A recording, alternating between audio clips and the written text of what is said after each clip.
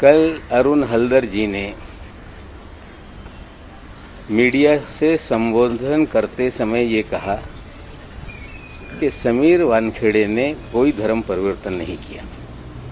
हमें लगता है हल्दर जी आप एक संवैधानिक पद पे बैठे हैं, उसकी गरिमा रखिए। आयोग की कार्यप्रणाली है, कोई चिट्ठी कोई दे तो उसको कहीं ना कहीं जांच करना जरूरी हो जाता है। प्रक्रिया पूरी करके लोगों को सम्मन किया जा सकता है, मुझे उन्हें सिविल कोर्ट के राइट है, वो लोगों को बुलाकर जानकारी हासिल कर सकते हैं, उसकी एक विस्तृत रिपोर्ट तैयार करके पार्लियामेंट में रख सकते हैं, सिफारिश कर सकते हैं कि ये आप सरकार करे। कंप्लेंट मिल जाने के बाद भारतीय जनता पार्टी के आप नेता हैं, आपको एक पद पे बिठाया गया, आपकी जिम्मेदारी थी कि आप सारी जांच शुरू करते। लेकिन मीडिया में आके सीधे आपने कह दिया कि वानखेड़े परिवार ने कभी धर्म परिवर्तन किया ही नहीं। समीर वानखेड़े ने तो धर्म परिवर्तन नहीं किया, हम मानते हैं, क्योंकि जन्म से वो मुसलमान हैं। उनके पिताश्री ने धर्म परिवर्तन किया था, दोनों बच्चे बचपन से मुसलमान हैं, मुसलमान की तरह जिए। हमने उनकी शादी का मामला उठाया था, लेकिन कल हमने एक व्यक्ति का फोटो ट्वीट किया जो समीर वानखेड़े जी के बहनोई हैं और वो आज विदेश के यूरोप के वेनिस में शायद कहीं रहते हैं।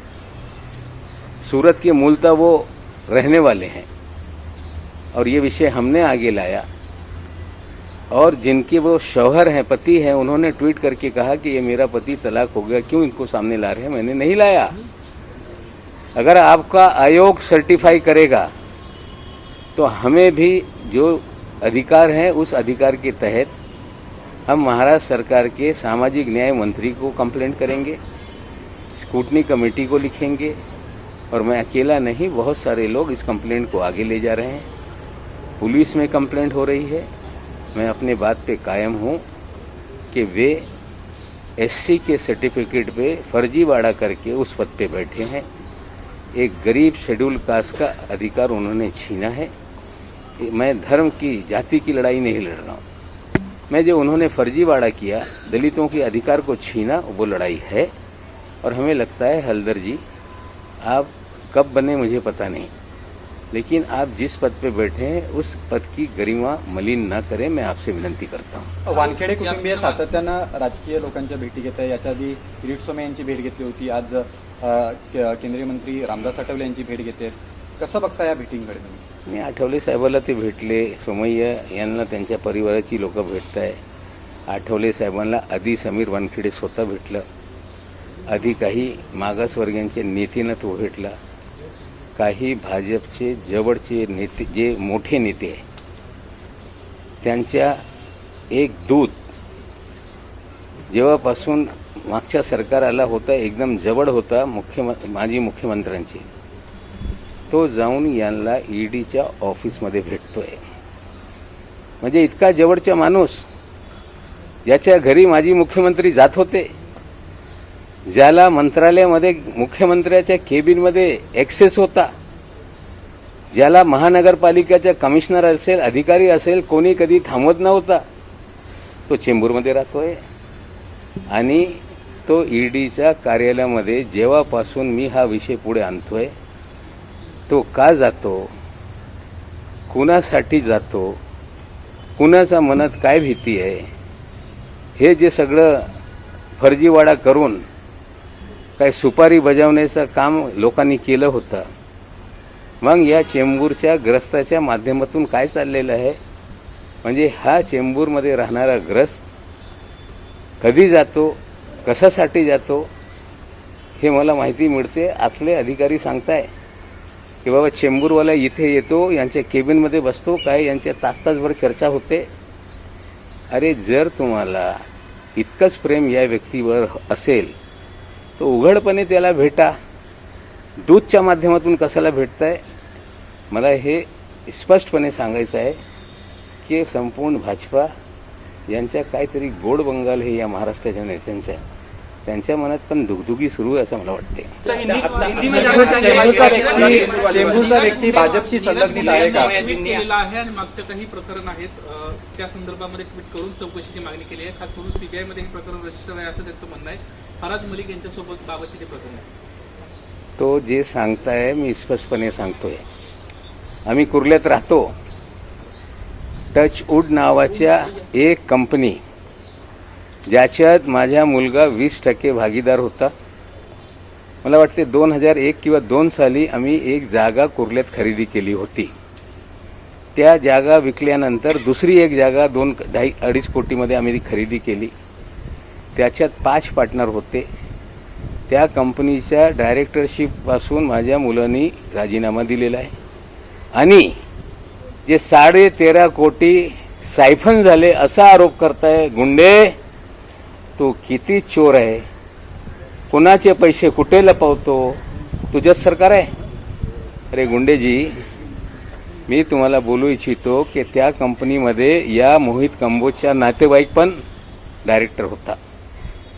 त्यांनी कुठून पैसे आणले आणि त्याच कंपनीमधून स्वतः पैसे स्वतःच्या अकाउंटमध्ये घेऊन गेले. याची इन्क्वायरी सीबीआयने केलेली आहे, ईडीने केलेली आहे आणि आमचे सगळे अकाउंट त्या काळामध्ये गुपचूप सगळ्यांनी तपासलेलं आहे. आम्ही एक दमडा कधीही कोणाचं घेतलं नाही. पण ती जागा मी घेतली होती म्हणजे माझ्या फराजनी. त्या देवेंद्रनी त्या जागेवर आरक्षण टाकला. शेजारी माझी जागा आहे. यूडीमध्ये जेव्हा आरक्षण पळत होते देवेंद्रजी, त्या काळामध्ये मी बोलत असताना नवाब मलिकला काय त्रास देता येईल सगळे जागेवर आरक्षण घालण्याचं काम केलं. त्यांना अजून कळत नाही की माझ्यावर आरोप करताय. मी जितका इन्क्वायरी करायचा आहे संपूर्ण कुटुंबाचा करा.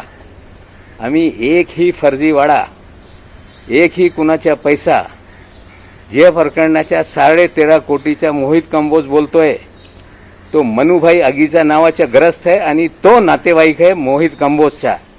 अरे तू चोर, तुझे नातेवाईक चोर आणि चोरांचा खापर माझा अंगावर फोडताय. माझा स्पष्ट आरोप आहे.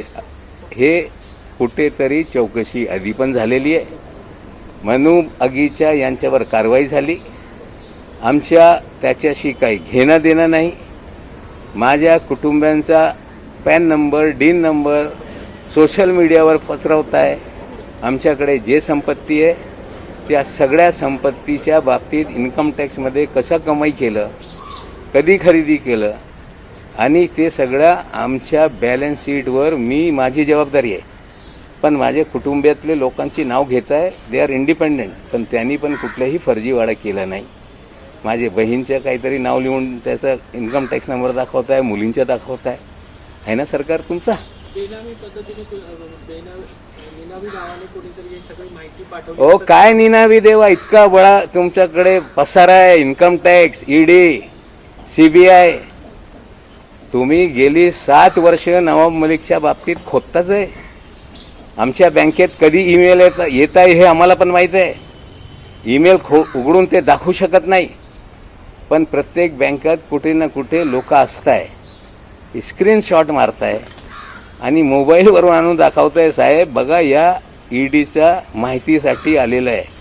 तुम डाल मैं पात. उनको समजना पडेगा की नवाब मलिक कुणाचा बापाला घाबरत नाही. आता किरीट सोमय्याजींनी जे ट्विट केलेलं आहे, 3 मंत्री आणि 3 जावई यांचा आता अधिवेशनामध्ये पूर्ण भांडाफोड होणार. अरे मी करणार आहे. असा भांडाफोड होईल की भाजप या महाराष्ट्रामध्ये तोंड दाखवण्यासाठी कुठेही फिरू शकणार नाही. ते आम्हाला काय धमकी देत आहे, पोकळ धमकीला आम्ही घाबरत नाही. मी विधानसभेमध्ये जो प्रकरण आणणार आहे ते समोर आल्यानंतर भाजपच्या कार्यकर्ता जनतेसमोर जाऊ शकणार नाही. मी आज पुन्हा सांगतोय. तुम्ही काही दिवसांपूर्वी असं म्हटलं होतात की पिक्चर अभी बाकी आहे, पिक्चर चालू झाला म्हणायचं का? हो, पिक्चर तर सुरूच आहे. इंटरव्ह्यू झाला. जो आर्यन खानला तुरुंगात घेऊन जात होता ईडीच्या ऑफिसमध्ये कस्टडीमध्ये, तो आता कस्टडीमध्ये आहे.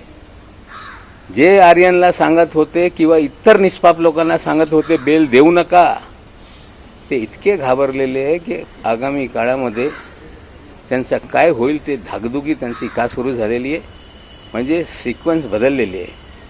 ज्यांना लोक आरोपी सांगत होते आता ते आरोपीच्या पिंजऱ्यातून बाहेर दिसत आहे आणि जे आरोप लावत होते ते आरोपीच्या पिंजऱ्यात उभे झालेले आहे.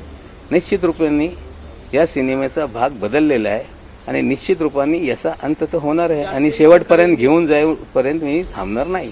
जास्मिन वानखडे यांनी तुमच्या विरोधात काल आंबोली पोलीस स्टेशनमध्ये तक्रार केली की त्यांच्या अरे किती लोक करताय, कोण भारती करतो की कम्मूज मला माहिती नाही. सांगताय मला धमक्या येत आहे. अरे यांना धमकी कोण देते तपास करा ना.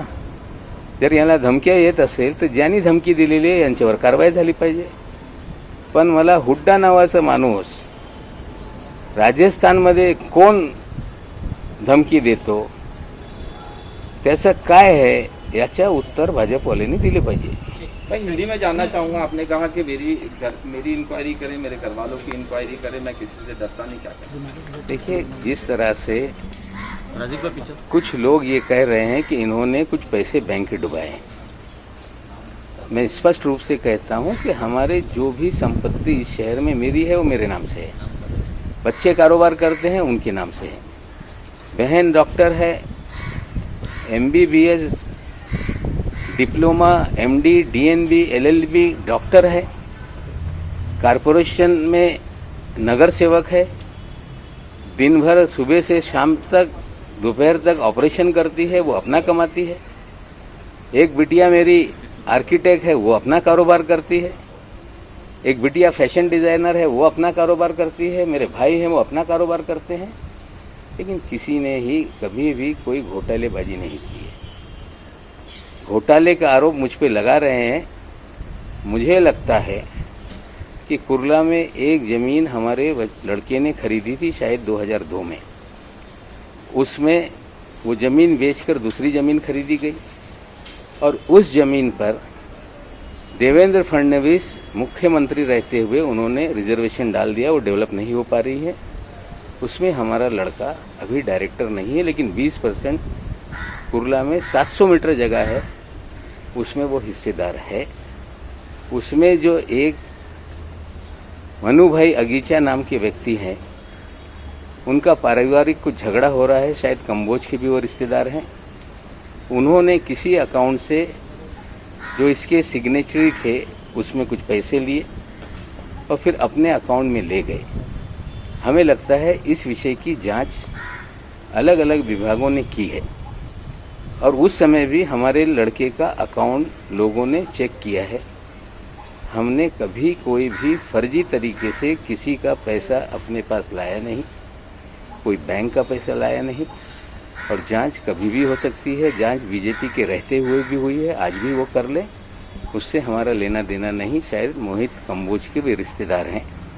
जो मोड ऑफ अप्रेंटी दिखा रहे हैं, कंबोज ने भी इसी तरह की मोड ऑफ अप्रेंटी दिखाई है, इसलिए उनको ज़्यादा जानकारी है. और मैं स्पष्ट रूप से कहता हूँ कि नीरज गुंडे जो हाई प्रोफाइल पिछली सरकार का दलाल रहा है, वो दलाल मुझ पे आरोप लगा रहा है.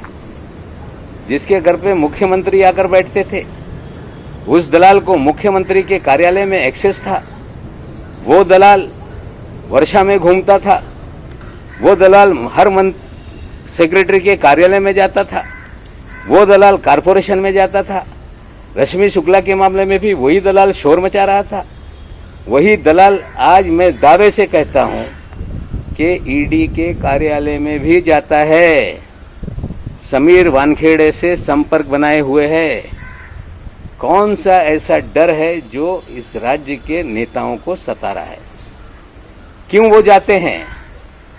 हमें लगता है जो कनेक्शन काशिफ खान का, जो कनेक्शन मोहित कंबोज का, जो कनेक्शन कॉर्डेलिया क्रूज का, हमें लगता है वो तार उन सभी लोगों से जुड़ा हुआ है. और मैं फिर कहता हूं ये सारे मामले विधानसभा के पटल पे लाऊंगा और ऐसा एक्सपोज करूंगा कि बीजेपी महाराष्ट्र में मुंह दिखाने लायक नहीं रहेगी. निरंजन डावखरेंनी काल एक पत्रकार परिषद घेतली आणि त्यामध्ये बघा असं आहे, मी त्यांचं नाव घेतलं नाही. जर तो दुसरा KP गोसावी असेल तर इतका का घाबरले ते? आता ते पण आमची लोक पण बघताय. नाम का खेळ याच्यात सगळं जास्त आहे. नाम का खेल ही 21 में है। दाऊद वानखेड़े के ज्ञानदेव वानखेड़े, जैस्मिन के यास्मीन, काशिफ खान के काशिफ मलिक खान। नाम का खेल भी इस सिनेमा में बहुत बड़ा है और हमें लगता है नाम बदलने से वो मैं नहीं तो मी नवे हे सांगून चालणार नाही।